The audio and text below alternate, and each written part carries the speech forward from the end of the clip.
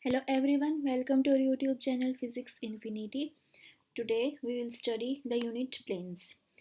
Unit planes are two planes, one each in the object space and the image space, for which the lateral magnification is unity and positive. So they are such that any paraxial ray emerging from the first unit plane in object space will emerge from the second unit plane in the image space at the same height, that is the magnification is unity and positive. ठीक है, magnification unity है and positive है. So if du1 and du2 be the distances of the two unit planes, the first unit plane from the first refracting surface and second unit plane from the second refracting surface, then from the previous article optical system we have a condition that b plus ad1 is equal to 1 upon c minus ad2 is equal to 1 upon m. d1 is the distance of the first unit plane, that is du1 here, and d2 is the distance of the second unit plane from the second refracting surface, that is d2 is du2 here. Also magnification कितनी है हमारी unity, that is 1. So this equation will become b plus a du1 is equal to 1 upon c minus a du2 is equal to 1. Say this is equation number 1. यहाँ से हम लोग values निकालते हैं du1 and du2 की. So from this first condition b plus a du1 is equal to 1, we get du1 is equal to 1 minus b upon a. Say this is equation number 2. And from this second condition 1 upon c minus a du2 is equal to 1, we get du2 is equal to c minus 1 upon a. Say this is equation number 3. That is, the unit planes are completely determined by the elements of the system matrix S. Here we have A, B, C here. These are the elements of the system matrix. So the unit planes are completely determined by the elements of the system matrix. ठीक है? Now say this is the object plane at distance u from the first unit plane and at distance d1 from the first refracting surface. And ये हमने imagine कर लिया image plane at a distance v from the second unit plane and at distance d2 from the second refracting surface. तो क्या होगा, d1 will be equal to u plus du1, d1 is equal to u plus du1 and this d2 is equal to v plus du2. ठीक है, putting the values of du1 and du2 here from this equation number 2 and 3, what we get, that d1 is equal to u plus 1 minus b upon a and d2 is equal to v plus c minus 1 upon a. Equation number 4 and 5. Now again from the optical system we have a condition that b d2 minus d plus a d1 d2 minus c d1 is equal to 0. ठीक है, यहाँ से हम लोग values निकालते हैं d2 की. First और थर्ड टर्म से d2 कॉमन ले लिया, we get b plus A d1 is equal to, इन दोनों टर्म्स को राइट हैंड साइड लेके चले गए, we get d plus C d1. So d2 is equal to this d plus C d1 upon b plus A d1. ठीक है, इस equation number 6 में हम लोग वैल्यूज पुट करते हैं d1 एंड d2 की इन इक्वेशन नंबर 4 एंड 5 से. what we get here, d2 that is v plus c minus 1 upon a, this is equal to d plus c d1 that is u plus 1 minus b upon a divide by b plus a d1 that is u plus 1 minus b upon a again. ठीक है, simplification करते हैं, LCM ले लेते हैं ऊपर नीचे A and simplification करते हैं. What we get, A D plus A C U plus C into 1 minus B divide by A B plus A square U plus A into 1 minus B. इस वाली term को right hand side लेके चलते हैं, we get v is equal to this as it is, ये वाली term as it is minus c minus 1 upon a, ये वाली टर्म नेगेटिव हो जाएगी.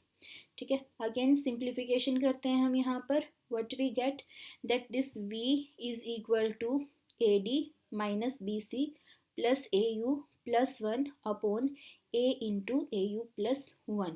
ठीक है, Now we know that the system matrix is what? B minus A minus D C, and also that the determinant of the system matrix is 1, that is this BC minus AD is equal to 1.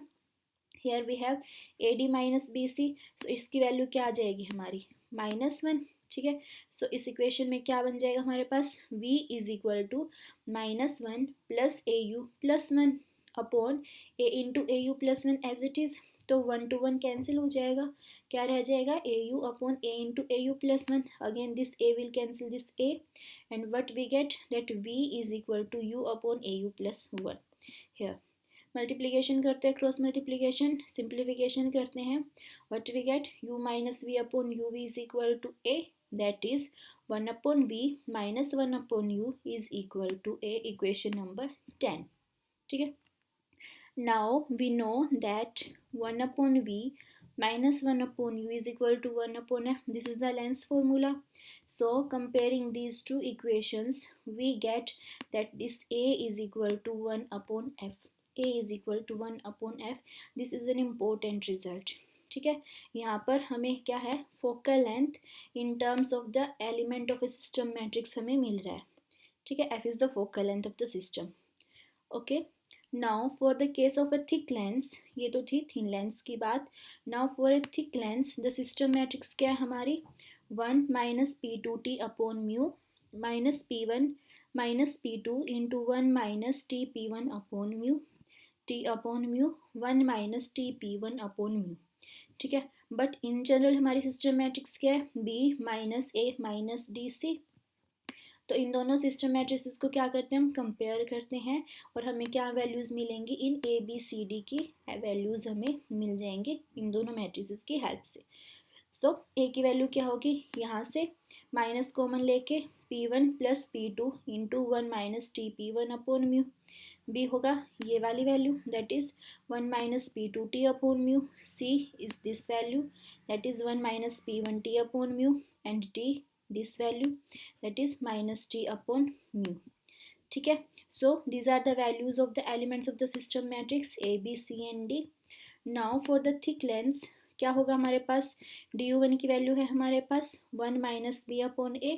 यहाँ पर a और b की values इस equation से हम लोग put कर देते हैं. क्या आएगी? 1 minus B, B that is this value 1 minus P2T upon mu divide by a that is this value P1 plus P2 into 1 minus TP1 upon mu. 1 to 1 will cancel out and we get P2T upon mu into P1 plus P2 into 1 minus TP1 upon mu as it is. Equation number 13. Similarly, we have du2 is equal to c minus 1 upon a.